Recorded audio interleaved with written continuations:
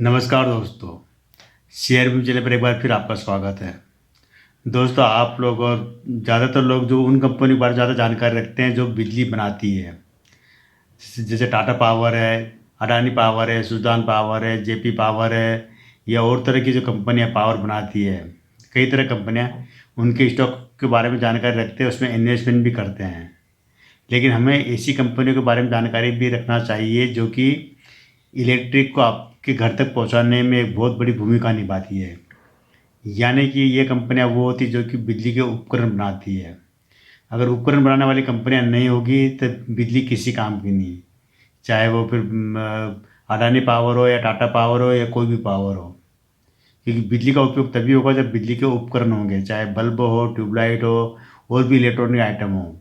और इसके साथ ही साथ ये भी ज़रूरी हो जाता है कि बिजली को आपके घर तक एक वोल्टेज जो बना रखा, उस वोल्टेज में पहुंचाने का काम करता है। यानी कि बिजली के मीटर बनाना, बिजली के स्विच बनाना, एमसीबी बनाना, और जो वायर, ये ऐसी चीज़ें होती है जो कि आप बिजली आपके घर तक चौबीसों घंटे बिजली को बनाए रखती है। और साथ ही साथ किसी भी उपकरण को या कहीं भी बिजली के शॉर्ट सर्किट या आग लगने की घटना को कम करती है।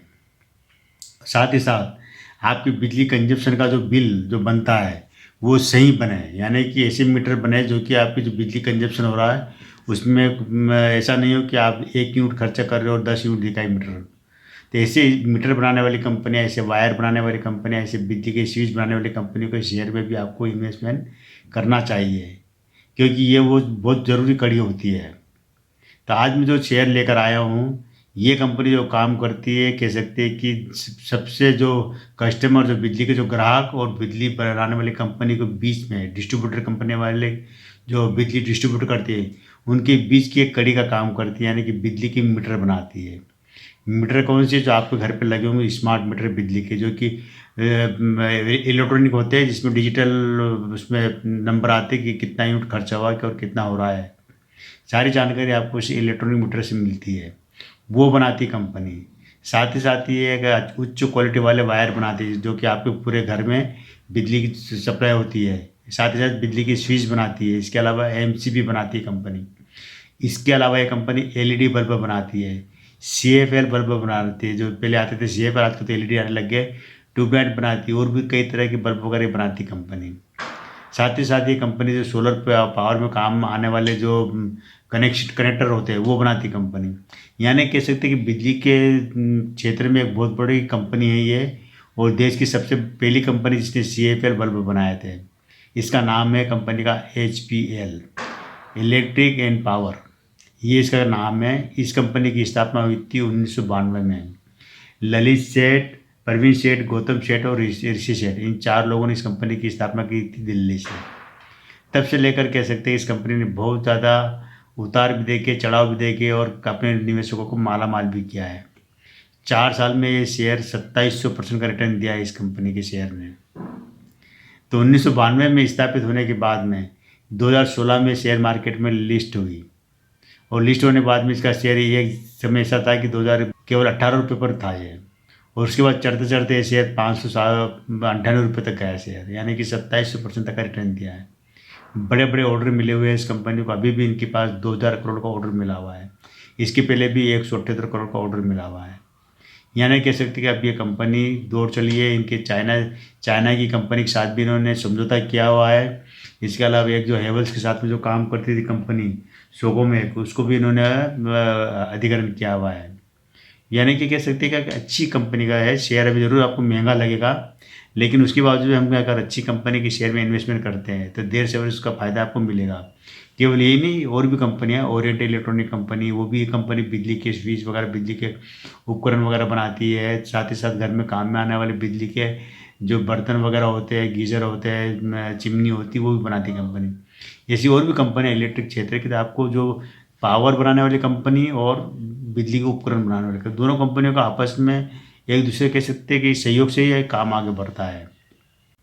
तो एचपीएल इलेक्ट्रिक एंड पावर, पहले हम इसका डेटा जान लेते हैं, उसके बाद हम आगे की चीज़। तो ये जो कंपनी क्या है कि जो इसके जो व्यापार हमारे देश में भी है, और देश के बाहर करीब करीब दुनिया के 46 देशों तक कारोबार, 42 देशों तक कारोबार फैला हुआ है, जिसके अंदर एशिया के जो सारे देश है, अफ्रीका, यूरोप, यूके सहित 42 देशों तक कारोबार फैला हुआ है। ये जो काम करती है सारे तरह के इलेक्ट्रिक आइटम बनाती है, जिसके अंदर जो कि बिजली फिटिंग इसमें काम आते हैं, जो मैं पहले आपको बता चुका हूँ मैं। इसका हम देखें तो करंट प्राइस करीब करीब 504 रुपये है आज की प्राइस, और इसके आज ही के दिन ये 488 रुपये पर खुला था और 504 रुपये पर क्लोजिंग लिए। मार्केट कैप है इसका 3,246 करोड़ का मार्केट कैप है। हाई रहा है इसका एक साल का 694 रुपये का हाई रहा है, और लो रहा है इसका 191 रुपये का। लाइफ टाइम का आप देखेंगे तो हाई रहा वही 694 रुपये, और लो रहा है इसका 18 रुपये का है, मात्र 18 रुपये इसका लो भी रहा पूरे लाइफ टाइम का, जब से कंपनी 2016 में शेयर मार्केट में लिस्ट हुई तब से लेकर अब तक। तो कह सकते हैं कि जिनको भी आईपीओ में शेयर मिला होगा उसका पैसा ज़बरदस्त हो चुका है इसके अंदर। सेक्टर पी करीब 84 रुपये का है। ROC इसका 11.1 का है, जो कि अच्छा है। ROE इसका 5.45 का है, जो कि ठीक ठाक है, ज़्यादा बहुत अच्छा नहीं है, तो यह थोड़ा कम है ये। फेस वैल्यू इसकी 10 रुपये और बुक वैल्यू इसकी 129 रुपये के आसपास बुक वैल्यू है। सेल्स ग्रोथ देखेंगे तो 10 साल में 4% की रही है, 5 साल में 5% की। प्रॉफिट ग्रोथ देखेंगे तो 10 साल में 4% का रहा है और 5 साल में 6% का, बहुत बढ़िया है, कोई दिक्कत नहीं है यहाँ पर। CAGR इसका है 0% का रहा है और 5 साल में 64%, 10 साल में 0%, 5 साल में 64%। लाभांश देखेंगे तो 4 साल मतलब 10 साल में 4% का और 5 साल में 3 का। तो कह सकते हैं कि यहाँ पर देखा जाए सेल्स ग्रोथ देखो, चाहे प्रॉफिट ग्रोथ देखो, चाहे CAGR लाभांश, कंपनी ठीक ठाक है, कोई ज़्यादा नेगेटिव नहीं है। शेयर पूंजी के रुपये इनके पास 64 करोड़ रुपये की शेयर पूंजी है। रिजर्व इनके पास 764 करोड़ का अच्छा खासा रिजर्व है। कर्ज मैंने आपको बताया था, कर्ज 1 रुपये के मुकाबले केवल 70-72% को देना है। तो कर्ज इनका है 627 करोड़ का कर्जा है। अन्य देनदारियाँ इनकी 419 करोड़ की अन्य देनदारियाँ है। टोटल अगर आप देखेंगे तो वो करीब 1874 करोड़ रुपये बैठता है। संपत्ति इनके पास 661 करोड़ की संपत्ति है। कैश फ्लो बहुत बढ़िया है, 244 करोड़ का कैश फ्लो भी है। अब हम आ जाते हैं इसके रिजल्ट के ऊपर। 4 क्वार्टर का रिजल्ट देखेंगे हम इसके अंदर, और 4 साल का भी देखेंगे। तो क्वार्टर में ये रहा कि सितंबर 2023 में इनका 350 करोड़ का रेवेन्यू आया था, 303 करोड़ रुपये खर्चा हुआ और 11 करोड़ का नेट प्रॉफिट हुआ इनको सितंबर 2023 में। दिसंबर 2023 में 366 करोड़ का रेवेन्यू आया, 316 करोड़ रुपये खर्चा हुआ और 12 करोड़ का इनको नेट प्रॉफिट हुआ था। ये जो मैं प्रॉफिट दिखा रहा हूँ सारे टैक्स वगैरह काट कुटा कर नेट प्रॉफिट यानी कि मालिक के पास इतना पैसा बना है। मार्च 2024 में 424 करोड़ का रेवेन्यू आया था, 369 करोड़ खर्चा हुआ और 14 करोड़ का नेट प्रॉफिट हुआ है। जून 2024 में 393 करोड़ का रेवेन्यू आया, 337 करोड़ रुपये खर्चा हुआ और 17 करोड़ रुपये का नेट प्रॉफिट हुआ।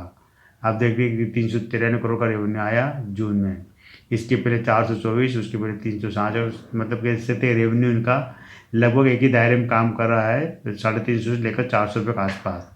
प्रॉफिट भी देखा जाए तो यहाँ पर 11 करोड़ से लेकर 17 करोड़, यानी प्रॉफिट में जरूर इन्होंने उछाल मारी है। 4 क्वार्टर में 11 करोड़ से 17 करोड़ तक आगे 6 करोड़ रुपये प्रॉफिट इन्होंने बढ़ाया 4 क्वार्टर में, बहुत अच्छी बात है। अगर हम 4 साल का देखते हैं 2021, 2022, 2023 और 2024, 4 साल का रेवेन्यू देखते हैं तो 2021 में इनको 875 करोड़ का रेवेन्यू आया था, खर्चा हुआ था 756 करोड़ और 10 करोड़ का इनको नेट प्रॉफिट हुआ था। 2022 में 1014 करोड़ का रेवेन्यू आया, 890 करोड़ रुपये खर्च हुए और 8 करोड़ का नेट प्रॉफिट हुआ है। 2023 में 1262 करोड़, यानी कि 200 करोड़ रुपये ज़्यादा आया, 1262 करोड़ का रेवेन्यू आया, 1105 करोड़ रुपये खर्चा हुआ और 30 करोड़ का नेट प्रॉफिट हुआ इनको। 2024 यहाँ पर इनको 1461 करोड़ का रेवेन्यू आया, 1268 करोड़ रुपये खर्चा हुआ और 44 करोड़ का नेट प्रॉफिट हुआ है। अब देख लीजिए 4 साल में कंपनी का जो प्रॉफिट 4 गुना बढ़ गया है, 10 करोड़ से बढ़ते बढ़ते 44 करोड़, 4.5 गुना प्रॉफिट बढ़ा है। जबकि रेवेन्यू देखे तो 875 करोड़ से 14 से, यानी कि रेवेन्यू दुगना हुआ लेकिन प्रॉफिट 4 गुना हो गया, यानी कंपनी बहुत अच्छे प्रॉफिट पे काम कर रही है, प्रॉफिट कंपनी का बढ़ते जा रहा है। तो ये दोस्तों HPL जो कंपनी है इसकी पूरी जानकारी ये है। जानकारी कैसी लगी जरूर बताना। इन्वेस्टमेंट करना न करना आपकी मर्जी रहेगी, मेरी तरफ से कोई फोर्स नहीं है। मैं इस कंपनी को कह सकता है कि अच्छा मानता, लेकिन एक चीज़ नेगेटिव इसके अंदर है कि इसके सेक्टर भी बहुत खतरनाक है, वो जरूर ध्यान रखना है इसका। तो उससे क्या होता है, रिस्क बन जाता है। यहाँ पर सेक्टर पी जो है ना 86-87 रुपये सेक्टर पी है, तो वहाँ से कह सकते हैं थोड़ा सा रिस्की बना, बाकी और इसमें कोई बड़ी नेगेटिव चीज़ नहीं है। नंबर देने की बात करें तो हम इस कंपनी को 10 में से आराम से 6 नंबर दे सकते हैं, या 6-7 नंबर भी दे सकते हैं, क्योंकि कंपनी पर कर्जा नहीं है, देनदारी ज़्यादा नहीं है। तो आज के दोस्तों इतना ही, कल फिर मिलते हैं हम एक नए वीडियो के साथ, नई जानकारी के साथ। तब तक इस चैनल पर बने रहिए, शेयर कीजिए, सब्सक्राइब कीजिए।